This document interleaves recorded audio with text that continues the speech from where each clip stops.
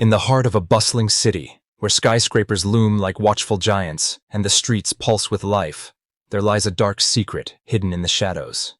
They call it the Whispering Wall, a crumbling brick barrier in an abandoned alleyway, said to echo the secrets of the lost and the damned. Some say it can grant wishes, but at a terrible price.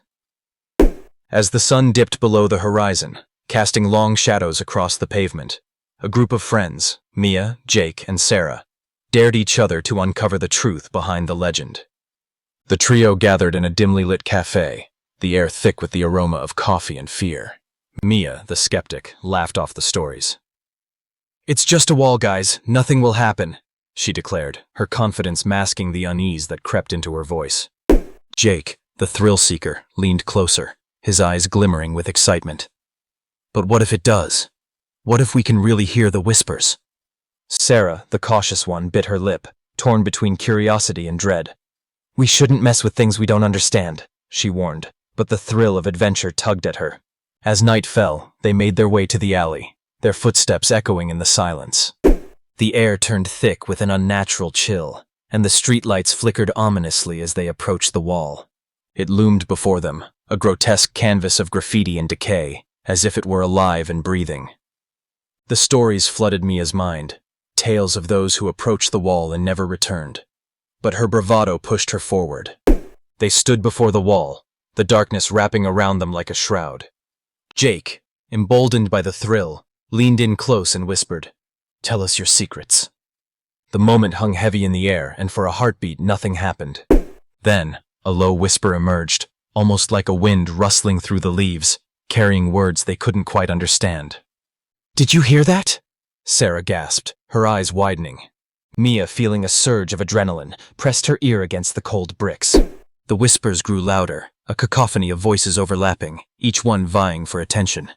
"Make a wish, they seemed to chant, and the air crackled with an eerie energy. Jake, unable to resist, closed his eyes and whispered his desire for fame and fortune. The whispers escalated, swirling around him like a tempest. Mia followed, wishing for love and happiness, while Sarah, trembling with fear, hesitated. "What if it's a trap?" she thought.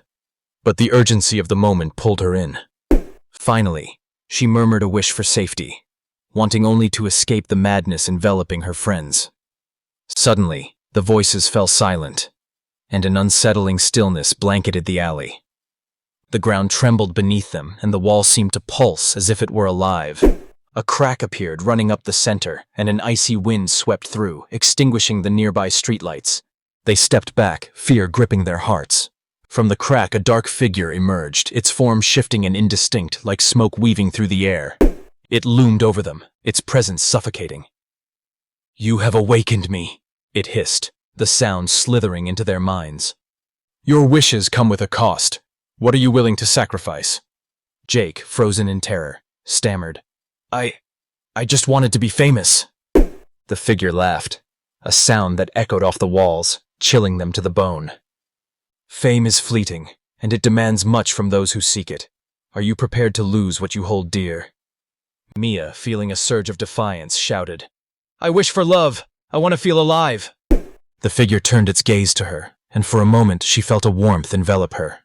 But then it faded, replaced by a cold realization. "Love too requires sacrifice. Will you trade your freedom for a fleeting moment of joy?" Sarah, shaking with fear, finally found her voice. "I don't want anything. I just want us to be safe." The figure paused, its expression unreadable. Safety is an illusion. It can only be obtained through the acceptance of loss. What will you give? Panic filled the air as the friends began to argue, each one grappling with the weight of their choices. Jake, desperate for fame, shouted at Mia, blaming her for their predicament. Mia, in turn, lashed out at Sarah for her cowardice, believing she could have prevented this. The darkness around them thickened, feeding off their fear and anger. Suddenly the ground shook violently, and the wall began to crack further, revealing more of the shadowy figure. The whispers returned, louder and more insistent, each voice pleading for attention. The friends realized they were trapped in a web of their own making, torn apart by their desires and fears. In a moment of clarity, Sarah recalled the stories she'd heard about the wall.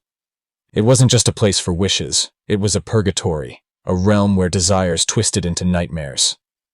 "We need to leave," she screamed, pulling at her friends to retreat. But as they turned, the figure's laughter echoed around them, mocking their attempts to escape. "You cannot leave until your wishes are fulfilled," it taunted, and with a wave of its hand, the alley transformed. The walls closed in, the shadows deepening, and the friends found themselves trapped in a nightmarish landscape that reflected their darkest fears. Jake stood atop a stage, lights blaring down on him. But as he looked out, he saw only the faces of those he had betrayed to reach his fame. Mia wandered through a garden of roses, each bloom beautiful yet sharp, filled with the pain of love lost. Sarah found herself in a labyrinth, with walls that whispered her insecurities, urging her to give in to despair. Desperate to break free, they each fought against their illusions, realizing that they had to confront their own demons to escape. Jake, understanding the hollow nature of his wish, shouted into the void, "I don't want this fame if it means losing my friends." The stage began to crumble beneath him.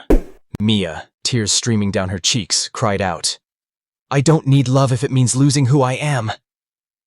The garden wilted, the roses falling to ash. Sarah, breathless and terrified, finally faced the whispers, declaring, "I choose to accept my fears. I won't be bound by them." The labyrinth walls began to fade. As they each embraced their truths, the shadowy figure let out a furious roar, the darkness swirling around them in a frenzy. The friends found themselves back in the alley, the walls silent and still, the air thick with tension. They glanced at each other, realizing they had narrowly escaped the grip of the urban legend. But as they turned to leave, the whispers returned, echoing in their minds, reminding them of what they had wished for. The cost of their desires lingered in the air, a chilling reminder that the wall had not been vanquished, it merely waited. And as they walked away, a single brick in the wall shifted, revealing a new crack, a new secret waiting to be uncovered. The city moved on around them, oblivious to the darkness hidden in the whispering wall. But the friends knew they would never be the same again. For the shadows of their choices would follow them, whispering their secrets, reminding them that in the heart of the city, urban legends are never just stories, they're warnings.